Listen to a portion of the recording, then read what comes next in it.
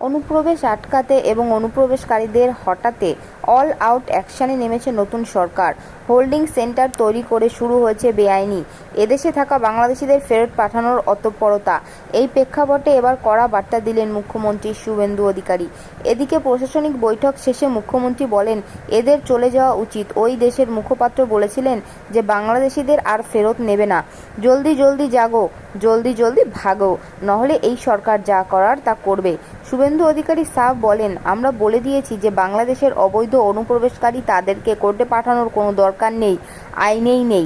সরাসরি পুলিশ নেবে এবং বিএসএফ এর হাতে তুলে দেওয়া হবে। বিএসএফ এর যা ভারত সরকার বাংলাদেশের সরকারদের সঙ্গে আছে এগ্রিমেন্ট, বাংলাদেশি প্রমাণ করে হস্তান্তর করে দেবে আমাদের জেলে 3 মাস, 6 মাস, 2 বছর রেখে।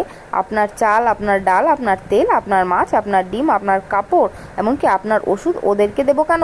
ভারতীয়দের ক্ষতি হচ্ছে, আমাদের রাজ্য জয়ের ক্ষতি হচ্ছে। সেই জন্যই আইনটা এতদিন ছিল। ভোট ব্যাংকের স্বার্থে কেউ বা কারা এটি ব্যবহার করেনি।